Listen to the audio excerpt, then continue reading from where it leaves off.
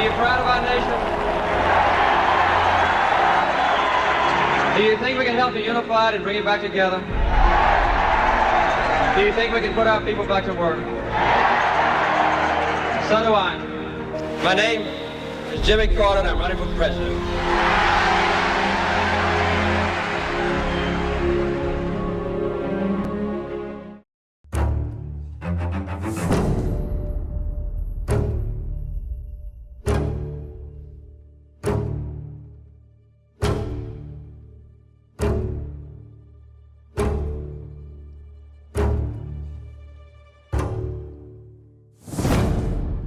I, Jimmy Carter, do solemnly swear that I will faithfully execute that I will faithfully execute the office of President of the United States. the office of When President discussing Jimmy Carter, the former U.S. president who passed away at the age of 100, attention is often focused on his 4-year presidency and the significant events of that era. These include the domestic economic crisis, the Camp David Accords between Egypt and Israel, the fall of the Shah of Iran, the U.S. Embassy hostage crisis in Tehran, and the normalization of relations with China. However, Carter's post-presidential legacy often remains overlooked.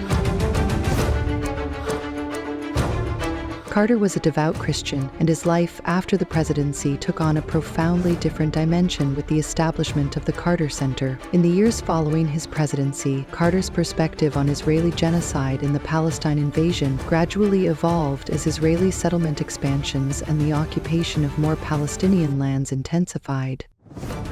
Drawing on his practical knowledge and first-hand experience, Carter began to criticize Israel. In 2006, he authored the book Palestine, Peace, Not Apartheid, where he labeled Israel as an apartheid regime and criticized U.S. policies.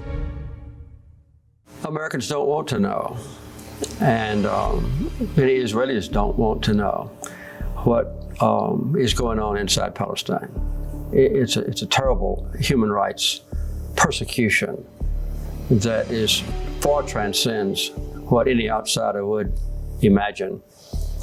And Carter stated that his goal in writing the book was to reveal truths about Palestine that the American public was largely unaware of. He explained that, due to the influential activities of the pro-Israel lobby and the absence of opposing voices, there was no serious discussion about the situation in Palestine within the United States.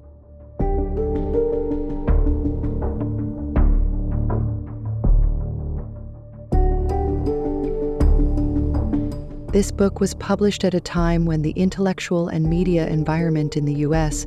was not as open to criticizing Israel as it is today. The Israeli lobby launched a fierce campaign to silence any dissenting voices. Carter's book became a media bombshell in the U.S., drawing heavy attacks from this lobby and its political and media allies. He faced severe backlash, with harsh words and insults hurled at him, and was even labeled an anti-Semite.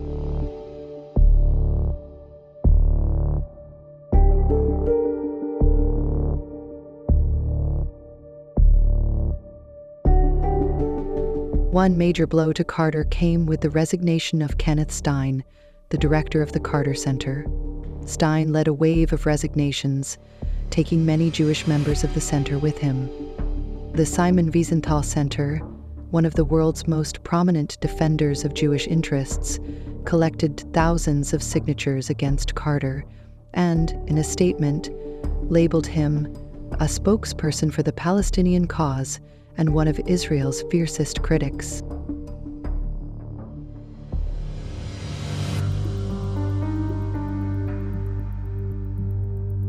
Despite these pressures, Carter remained resolute. And the word apartheid is exactly accurate.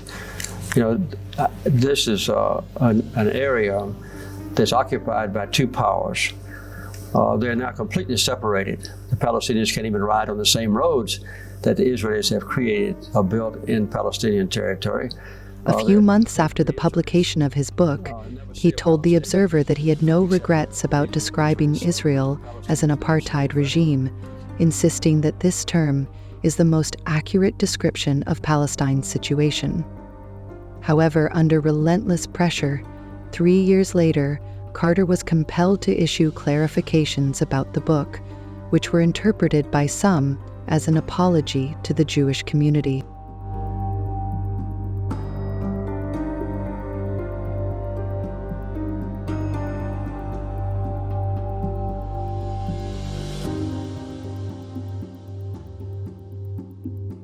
Nonetheless, Carter's book, which became a bestseller in the U.S., made a significant impact. It opened a historic door for debate and discussion about Israel and its apartheid policies, ultimately contributing to the gradual erosion of Israel's political, intellectual, and social support base in America over the past 2 decades.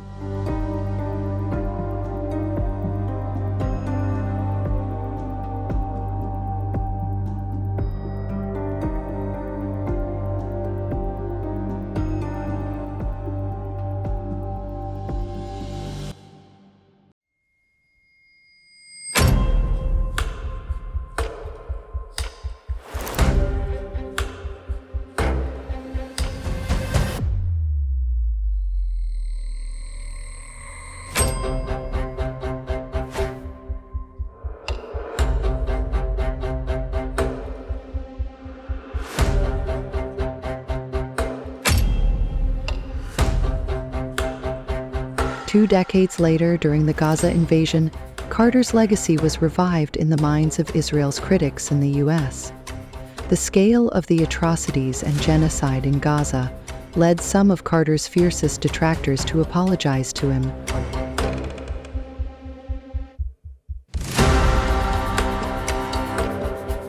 For instance, Peter Beinart, once hailed as the most influential liberal Zionist of his generation, wrote a letter apologizing to Carter, stating, "The truth is now clear.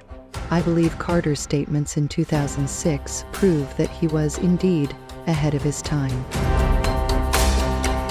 Similarly, Steve Berman, a former prominent Jewish activist at the Carter Center, wrote to Carter in early 2024, 3 months into the Gaza invasion, apologizing for opposing his book and resigning from the center. He admitted that he had come to realize that Israel's occupation was a project with colonial ambitions.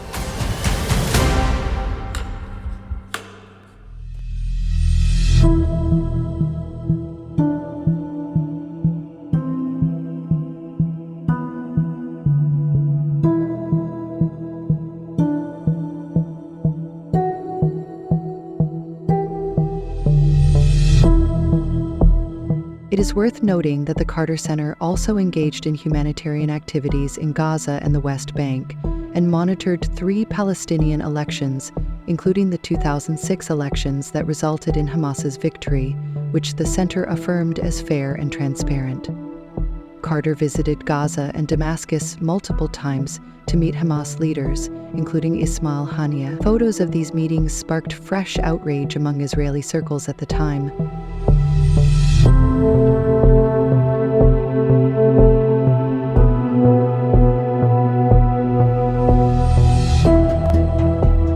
Through these visits to the region, Carter sought peace by addressing this monumental historical occupation, which he viewed as a profound humanitarian crisis. Yet, the centers of power in the U.S. and Israel did not align with his vision. The transformation in his perspective, manifested most prominently through his book, made him a pariah in these circles, and his efforts ultimately bore limited success.